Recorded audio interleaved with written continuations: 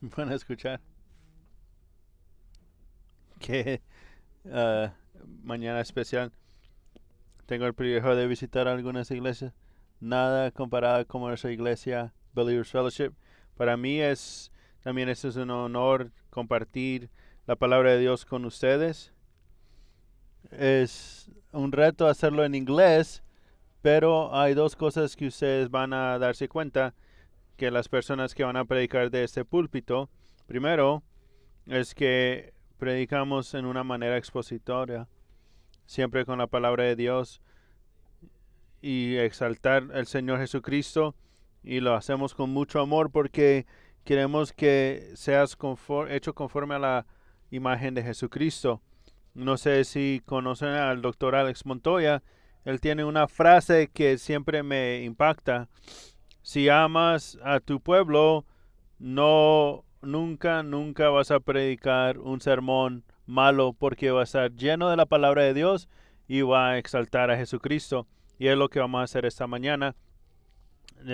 Pastor Chance va a estar regresando en la próxima semana. Por favor, abran sus Biblias a Primera de Pedro, capítulo 1. Y quiero empezar con una oración y entramos al mensaje. Padre Santo, vengo ante ti en el nombre de Jesucristo, porque te necesito. Por favor, ayuda a mis limitaciones, que son muchas, para que pueda enseñar tu palabra fielmente. Es mi deseo ser instrumento en tus manos, de ser bendición para mi iglesia y para darte gloria. Por favor, dale a mis hermanos oídos para oír y un corazón para aplicar tu palabra en sus corazones. Oro en el nombre de Jesucristo. Amén. Hay una historia sobre un padre que llevaba a su hijo pequeño a la escuela cuando decidió encender la radio. Las noticias reportaban sobre una enfermedad mortal que se estaba propagando rápidamente por todo el mundo. En cuestión de días, la enfermedad llegó a su país y miles estaban condenados a morir. Los médicos anunciaron que su única esperanza era encontrar sangre pura y no contaminada, porque de esa sangre podría producirse una vacuna para salvar a las personas. Después de una búsqueda intensa, un día un médico salió gritando: ¡Lo encontramos! ¡Lo encontramos! Era la sangre de un niño. Esa sangre significaba dar vida a los que estaban condenados a morir. Esa sangre era más valiosa que todo el oro. Esa sangre era más valiosa que todo el oro del mundo, como te puedes imaginar. El padre, con el corazón destrozado, sabía que era la sangre de su hijo. Por otro lado, como puedes imaginar, la gente estaba emocionada con la noticia. ¿Qué actitud crees que debería tener esa gente con este niño? ¿Con qué actitud crees que debería de tener con esta sangre? Déjame contarte algo. Hay una realidad más infinita, no solamente una historia que venía de una imaginación. Hay una sangre que verdaderamente da vida. Es la sangre del Hijo de Dios. No era solo sangre no contaminada, era sangre perfecta. No solo da unos pocos años más de vida, da vida eterna. Esa sangre fue el alto precio de nuestra redención. Déjame preguntarte algo. ¿Cómo crees que Dios espera que vivas considerando el sacrificio de su Hijo Jesucristo?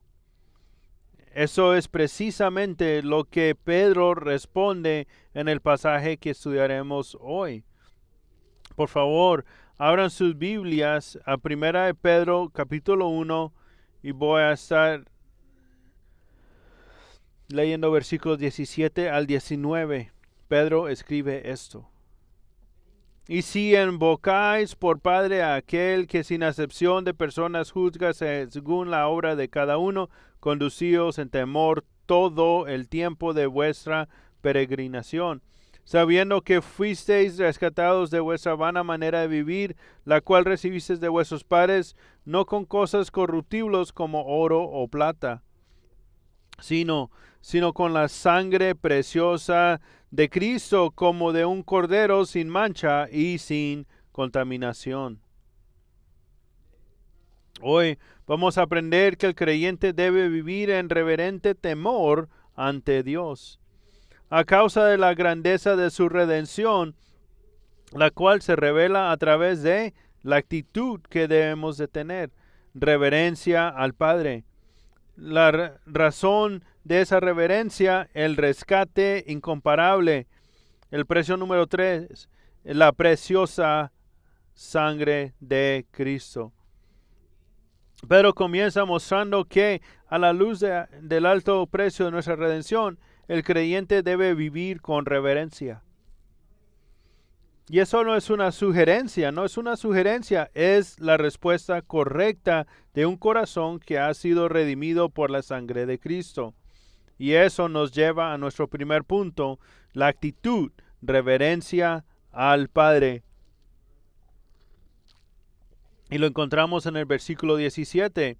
Pero dice, y si invocáis por Padre aquel que sin acepción de personas juzga según a la obra de cada uno, conducíos en temor. Cuando leemos este versículo, pareciera que Pedro está presentando una posibilidad. Muchos lo leen como si dijera algo como, en caso de que llames a Dios como Padre, pero la realidad es que en griego eso no es una posibilidad, sino una afirmación enfática. Entonces él está diciendo, ya que llamas a Dios como Padre, recuerda que Él juzga la obra de cada uno. Cuando leemos que ellos llamaban a Dios como Padre, Pedro indica dos cosas. Buscaban su ayuda, protección y dirección en sus vidas. No solamente eso, pero reconocieron que podían acercarse a Dios con confianza. Eso muestra que tenían dependencias, cercanía y confianza en su Padre Celestial, lo cual es maravilloso, ¿no crees? Acercarse a Dios ahora con tal confianza es hermoso. Y fue posible y una gran bendición, y a veces lo tomamos por perdido, pero fue posible gracias al sacrificio del Señor. Cuando leemos Primera de Pedro, esa carta, vas a darte cuenta que a Pedro ama este tópico y es la razón por la que alienta a los creyentes a acercarse con confianza a Dios a través de esta carta. Déjame dar unos ejemplos. Capítulo 2:4, y acercándoos a Él como a piedra viva. 3:18, para que el Señor os lleve a Dios. 5:7 dice, echando toda vuestra ansiedad sobre Él, porque Él tiene cuidado de vosotros. Esta es una gran diferencia con respecto al Antiguo Testamento, porque Dios es frecuentemente presentado como Padre de Israel, Padre de la nación y Padre del pacto. Por ejemplo, cuando leemos Jeremías 31:9, vemos esto. Irán con lloro, mas con misericordia los haré volver. Y los haré andar junto a arroyos de aguas por camino en el cual no tropezarán. Esa es una situación pesada, pero mira cómo Dios es presentado al final de este versículo. Porque soy a Israel por padre. Soy a Israel por padre. Es interesante que en el Antiguo Testamento Padre se usa explícito para Dios solo unas veces, pero en contraste con el Nuevo Testamento se usa alrededor de 150 veces, dependiendo de la versión de la Biblia, con énfasis personal. Por esa razón, cuando Jesús les dijo a los discípulos cómo orar en el en la oración del Padre quedaron asombrados porque Cristo revela con claridad la relación personal, íntima que tenemos como Dios, a Dios como Padre. Esos hermanos no veían ese privilegio que tenían, que voltearan con confianza a Dios buscando sus ayudas y un amor de Padre así como tú y yo lo tenemos. Especialmente cuando estamos pasando por momentos difíciles, nosotros vamos con confianza a nuestro Padre Celestial. ¿Por qué es esto importante? Porque estos creyentes llamaban a Dios como su Padre. Y Pedro usa esa gran bendición para recordarles que también lleva una gran responsabilidad. Podrían caer en un error que muchos cometen de querer solo una parte de Dios y no todo su ser, de tomar solo los atributos de Dios que son convenientes, pero olvidar aquellos que demandan santidad. Abrazar los atributos de Dios, de la gracia, pero rechazar los atributos de la justicia. Buscar las bendiciones, pero rechazar las responsabilidades que vienen con esas bendiciones. Tú puedes ver el amor de Pedro en esta carta, porque Pedro no quiere que pierdan esa gran comunión con su Padre Celestial. Esa es la razón por la que les recuerda otro aspecto de Dios.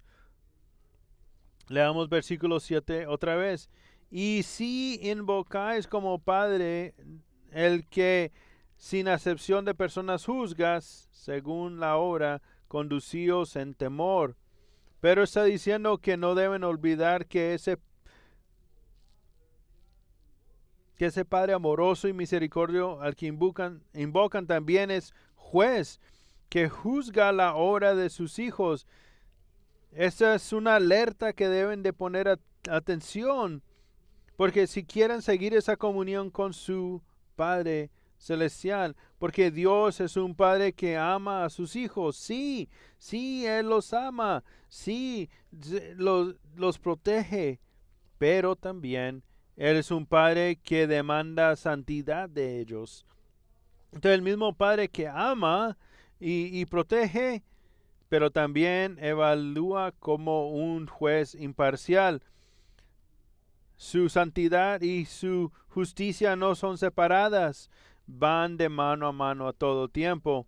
El autor de Hebreos lo escribe de esta manera. Hebreos 12:6 dice: porque el Señor al que ama disciplina y azota a todo el que recibe por hijo. Por esa razón, Pedro indica cuál debe ser la respuesta correcta ante su Padre amoroso y santo. Versículo 17 dice: conducíos en temor todo el tiempo de vuestra peregrinación. Pero concluye su exhortación con una frase interesante: conducíos en temor. El verbo conducíos es usado frecuentemente por Pedro en su carta, porque este verbo es interesante, es importante. En capítulo 1:15, 1:18, 2:12, 3:1 al 2 y muchas otras. Aunque habla del modo de vida de las personas, el comportamiento externo también incluye motivaciones, corazón, incluye reverencia interior, en otras palabras, el carácter interno del creyente. Con esa definición, y los que entienden el precio de la redención van a honrar a su Padre Celestial exteriormente y interiormente en todo tiempo. Eso es importante porque la vida cristiana no es de una apariencia externa, no. Aquí debemos hacernos una pregunta. ¿Por qué pueden y deben vivir agradando a Dios interna y externamente todo el tiempo? ¿Por qué? ¿Por qué pueden y por qué deben de? Pedro nos va a dar varias razones en su carta. ¿Por qué Dios los hizo nacer de nuevo en una esperanza viva? 1:3. Fueron redimidos de una vida vacía. 1:18. Pues porque su alma fue purificada. 1:22. Han nacido de nuevo por la palabra de Dios. 1:23. Recibieron una nueva identidad en Cristo. 2:9. Ahora son el pueblo de Dios, una nación santa. Capítulo 2:10. Esta es la razón por la que pueden vivir en reverente temor durante el tiempo de su peregrinaje. Así, eso no es solo un momento en la vida, sino una vida entregada a su Padre Celestial, que es juez también. Esto nos trae a otra pregunta que a lo mejor estás pensando. ¿Quién no puede vivir con un temor reverente? ¿Quién? Y la respuesta es lo opuesto. Una persona que no ha sido transformada por el poder del Evangelio. Ese tipo de personas intentará vivir agradando a Dios por un tiempo, pero tarde o temprano se cansarán de esta vida. Porque esta vida cristiana que disfrutamos, que para nosotros es una bendición, va a ser atractivo para esas personas por un tiempo, pero se volverá poco atractiva con el tiempo. La lectura de la Biblia se volverá tediosa, la oración aburrida y la congregación sin propósito. Por el contrario, el mundo se volverá atractivo y el pecado los deleitará. Pero Pedro está escribiendo a personas que recibieron la gracia de Dios que transforma. Esa es la razón por la que pueden. Dios es la razón por la que pueden y deben vivir agradando a Dios internamente y externamente a todo tiempo. Y eso es relevante porque no debemos perder de vista el contexto del libro. Pero aquí está escribiendo a creyentes que están pasando por diferentes pruebas, capítulo 1:6. Entonces, así que esto no es fácil para ellos, es bien complicado para ellos. Pero, sin embargo, Pedro les ordena que siempre se conduzcan en temor delante de Dios, independientemente del lugar o la situación en la que se encuentren, porque Él sabe que pueden vivir para el Señor interna y externamente todo el tiempo.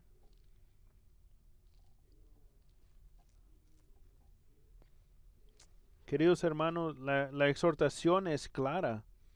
El hecho que podamos acercarnos a Dios como Padre no elimina el reverente temor, pero en realidad lo hace más relevante. Si verdaderamente llamas a Dios Padre, debes vivir como un verdadero hijo ante un Dios santo. Porque el mismo Dios que te recibe como Padre es el mismo Dios que evalúa tu vida como juez todos los días. El temor reverente no es opcional. Es la respuesta correcta de un cristiano y Pedro ahora nos muestra la razón, el alto precio de nuestra redención. Y eso nos lleva a nuestro segundo punto. La razón de esta reverencia, el rescate incomparable. Y eso lo vamos a encontrar en el versículo 18. Para comenzar esta sección necesitamos ver el flujo de este pasaje bíblico para entenderlo mejor. En nuestras Biblias en inglés y en español, los versículos 17 y 18 están separados. Entonces tenemos versículo 17, conducíos en temor durante el tiempo de vuestro peregrinaje. Y en el 18, sabiendo que fuisteis redimidos de vuestra conducta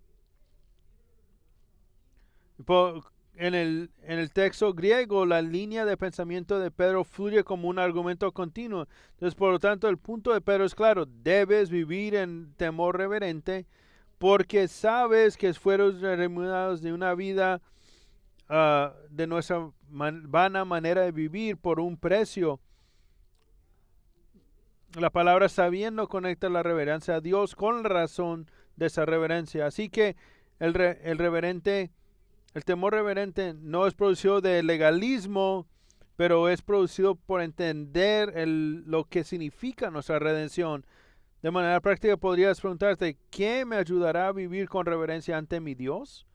Y la respuesta es esta: recordar de dónde fui redimido y a qué costo, a qué precio. Porque reverente temor nace cuando verdaderamente entiendes de qué fuiste rescatado y el precio infinito que fue pagado para salvarte. Querido hermano, déjame preguntarte algo. Si verdaderamente entiendes el costo, el precio infinito de tu redención, ¿tu vida diaria refleja reverencia a Dios? Porque recuerda, el Padre Celestial al que te acercas con confianza es también el juez santo ante quien vives. Tenemos que tener eso en mente todos los días. Pero ahora Pedro te va a dar una razón más por la que debes vivir con temor reverente. En ese versículo 18 está diciendo que fuiste redimidos de vuestra vana manera de vivir. Y esto es muy interesante, porque nuestro Dios es un gran libertador y somos bendecidos al leer sobre algunos de sus rescates en la Biblia. Tenemos la historia con David, con Daniel, el pueblo de Israel y muchos más. Pero aunque esos son grandes rescates de Dios, Pedro aquí intencionalmente elige un término diferente, porque está hablando de un rescate que va más profundo que el rescate físico, el rescate del alma. Pero no simplemente dice que fueron ayudados, movidos o rescatados. Él está diciendo, ellos fueron redimidos. Él intencionalmente usa una palabra llena de significado teológico. Esa redención no es el tipo de rescate logrado por la fuerza militar o una acción heroica. Esa palabra se refiere a la libertad obtenida mediante el pago de un rescate. En el mundo antiguo esa palabra se usaba cuando el precio era pagado para liberar a un esclavo, cuando un rescate era pagado para liberar a un prisionero de guerra, cuando se hacía un pago para liberar a alguien de un penal legal. En cada caso, la persona no podía liberarse a sí misma y su libertad tenía un gran costo. Pero inspirado por el Espíritu Santo, usa esta palabra para apuntarnos directamente al Evangelio, donde éramos esclavos del pecado, incapaces de salvarnos, y Cristo pagó el precio de nuestra redención. Por eso Jesús dijo en Marcos 10:45, porque el Hijo del Hombre no vino para ser servido, sino para servir y para dar su vida en rescate por muchos. O pago por muchos, que es el mismo concepto. Lo que Pedro nos está diciendo es que éramos esclavos del pecado, sin ninguna esperanza de pagar nuestro precio por nuestra salvación. Estaban muy lejos de nosotros, no había nada que podríamos hacer. No teníamos los recursos para pagar el rescate, estábamos condenados, pero Dios mismo, mediante su Hijo Jesucristo, nos liberó y ahora podemos disfrutar de una nueva vida. Esta palabra es importante porque esta libertad no fue barata ni gratuita. Costó un precio muy alto, la sangre de Cristo. Eso debería movernos a vivir en reverente temor ante Dios, agradecidos por esta gran redención. Mi amado hermano, no hay nada que pudieras hacer para obtener tu salvación. Nunca pienses que podrías aportar algo a ella, nunca. El precio estaba más allá de tu alcance. Fue Cristo y solo Cristo quien pagó el precio completo. Ahora Pedro va más allá y nos da una razón más por la que debes vivir con temor reverente ante Dios. En ese versículo 18, mira lo que dice. Sabiendo que no fuiste redimidos con cosas corruptibles como plata o oro de vuestra vana conducta. Wow. Ahora Pedro expande en la idea de sus creencias vanas religiosas, porque que no podía rescatar un alma. En el mundo antiguo era común honrar a los dioses con metales preciosos como el oro y plata. Esas eran consideradas valiosas, que muchas personas hacían ídolos y los adoraban. Varios pasajes hablan de esto. Por ejemplo, Isaías 46:6, Salmo 15:4, Hechos 17:29, muchos más. Las personas sacrificaban cosas valiosas, pero lo hacían para adorar vidas que no tenían, ídolos que no tenían vida. Pero era en vano esas prácticas, porque no los podía llevar a Dios verdadero. Esto gobernaba toda área de sus vidas, sus pensamientos, sus decisiones y sus emociones. Vivían esclavizados a supersticiones, atados a promesas vacías que nunca podrían salvarlos. Eso era su vida. Pedro con este versículo los está llamando a reflexionar, a pensar, ¿cómo podría algo eterno como el alma ser redimido con algo perecedero como el oro o la plata? Es imposible, porque el oro y la plata, aunque preciosos, son materiales corruptibles, sujetos al deterioro. Pedro no está minimizando el valor económico del oro, pero puedes ver, más bien está destacando el valor superior de Cristo. En la cosa más preciosa del mundo no puede salvar un alma, solamente Jesucristo lo puede hacer. Bueno, ahora Pedro les da una razón más para vivir con un temor reverente. Versículo 18 otra vez. Sabiendo que no fuisteis redimidos con cosas corruptibles, no fuisteis redimidos con cosas corruptibles como plata u oro de vuestra vana conducta, heredada de vuestros padres. Ahora Pedro les dice que Dios los salvó de una vida vana, sin valor, sin propósito, sin resultados. El diccionario dice que esa palabra se refiere a algo que no cumplirá el propósito para el que fue creado. Pero se refiere a su antigua manera de vivir religiosa, llena de rituales, tradiciones e ídolos. Pero todo era en vano, porque todo eso no podía producir salvación, comunión con Dios o una vida plena. Nunca experimentarían ningún beneficio real, porque era una vida religiosa hecha por el hombre. Esa vida era en vano, pero lo heredaron de sus padres. Eso no era de un pecado personal, pero un sistema religioso que habían heredado. Adoraban a dioses como Zeus, Atena, Artemisa, con impresionantes templos y ceremonias.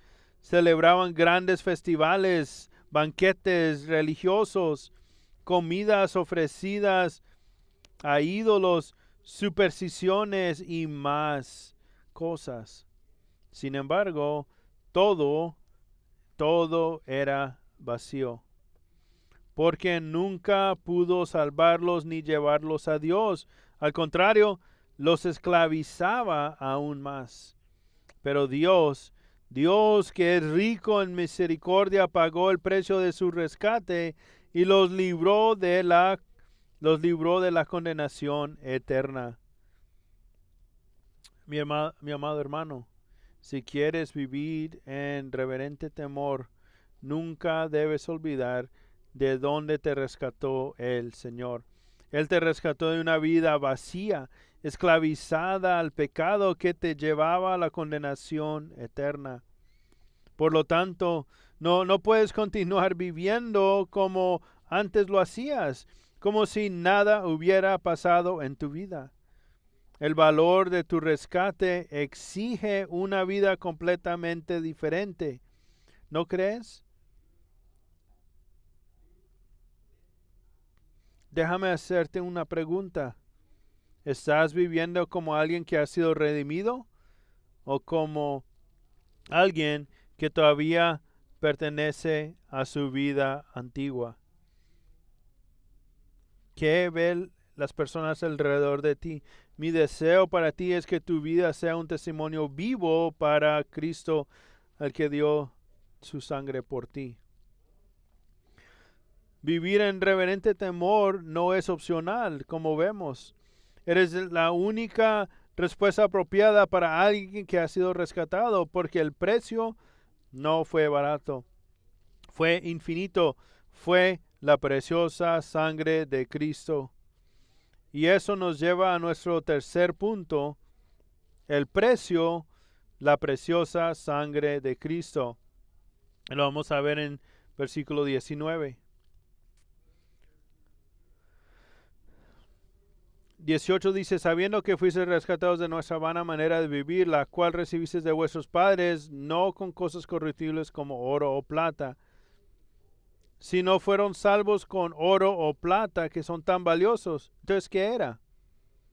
El versículo 19 dice esto, sino con la sangre preciosa, resalta estas palabras, sino con la sangre preciosa de Cristo como un cordero sin mancha y sin contaminación. Pero cierra esa línea de pensar, hablando del precio incomparable de su redención, la preciosa sangre de Cristo. La palabra preciosa expresa que no hay manera de calcular su valor, ya sea material o moral. En el griego clásico se usaba para cosas costosas, raras y deseadas, así como para personas honorables. Aquí se usa no solo para rescatar su valor, sino también su pureza y eficacia para redimir. La comparación entre el oro y la plata con la preciosa sangre de Cristo revela un profundo contraste. Por ejemplo, el oro y la plata se dañan con el tiempo, pero la sangre de Cristo es algo divino. El oro y la plata son temporales, mientras la preciosa sangre de Cristo tiene un valor eterno.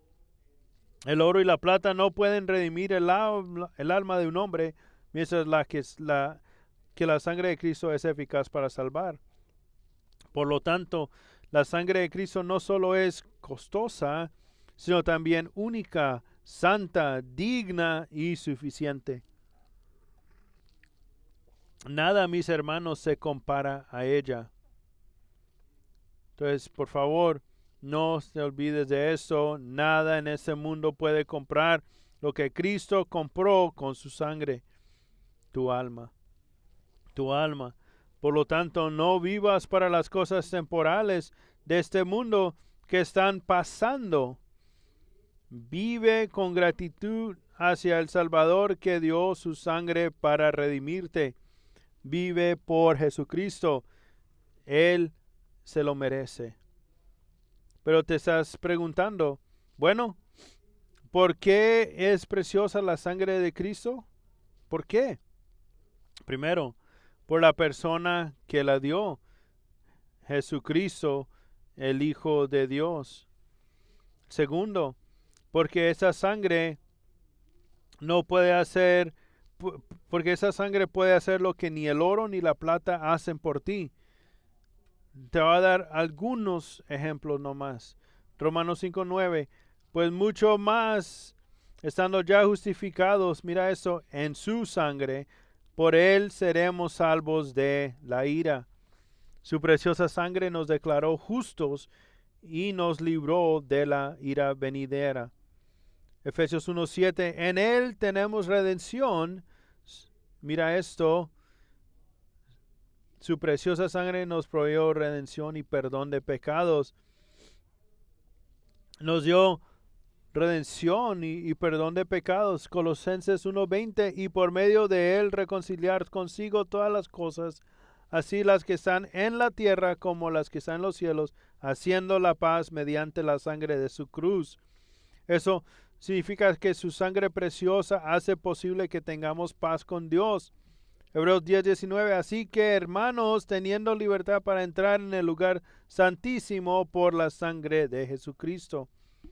Eso significa que su sangre nos da acceso directo a la presencia de Dios. Apocalipsis 5:9.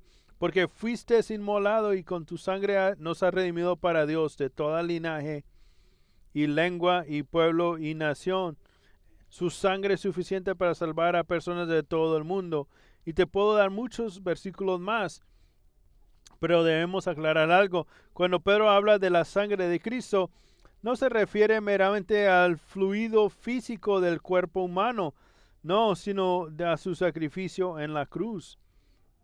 Y ese sacrificio logró grandes cosas para aquellos que una vez fueron esclavos del pecado. La sangre de Cristo logró lo que era imposible para el hombre. Limpia nuestro pasado, nos da propósito en el presente, nos da esperanza para el futuro glorioso con nuestro Salvador Jesucristo. Y ahora Pedro va a resaltar aún más la preciosidad de la sangre de Cristo con una imagen. Mira lo que el versículo 19 dice. La preciosa sangre de Cristo como de un cordero. Pero usa la imagen del cordero para recordarles de una doctrina que sigue siendo esencial hoy. La doctrina de la sustitución. Esta doctrina enseña que una víctima inocente da su vida por el culpable. En su carta, Pedro describe una y otra vez que eran culpables ante Dios. Por ejemplo, capítulo 1:14, su vida estaba dominada por deseos desordenados. 1:18, su vida estaba vacía y sin propósito divino. 2:25, estaban perdidos sin dirección en el pecado. 4:3, estaban viviendo en la inmundicia del pecado. Y mucho más. Nunca se les olvide de dónde te salvó el Señor. O sea, que Pedro está describiendo nuestras vidas en esta carta. Y si él está describiendo tu vida, no te vayas hoy sin una relación con Dios.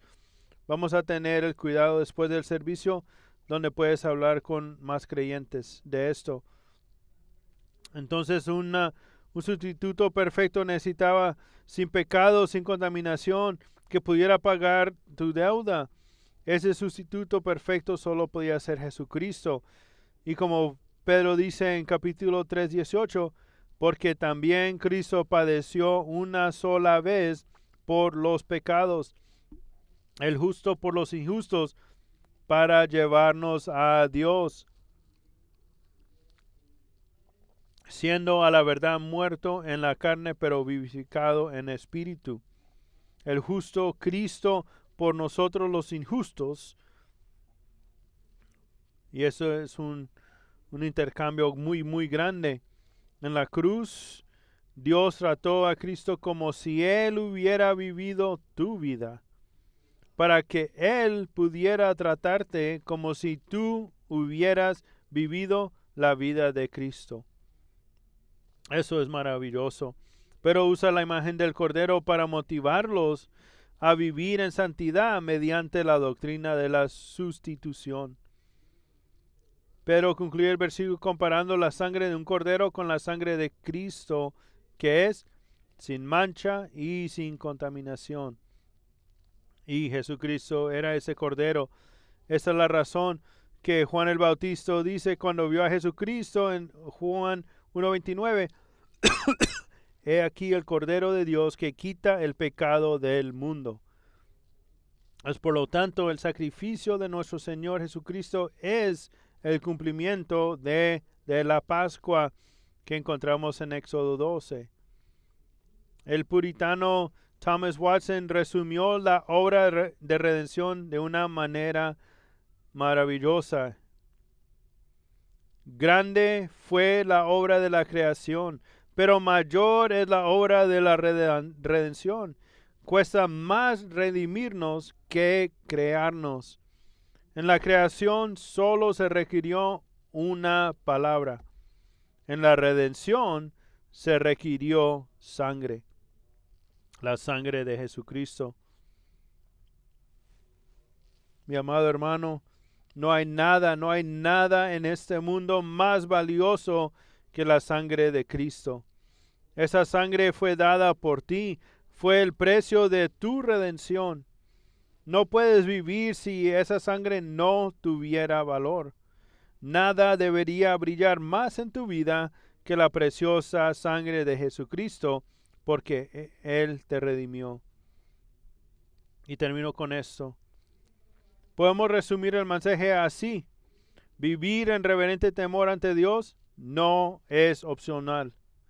Es la única respuesta apropiada para alguien que ha sido redimido por Jesucristo. Porque el precio de esta redención no fue oro ni plata, fue la preciosa sangre de Cristo.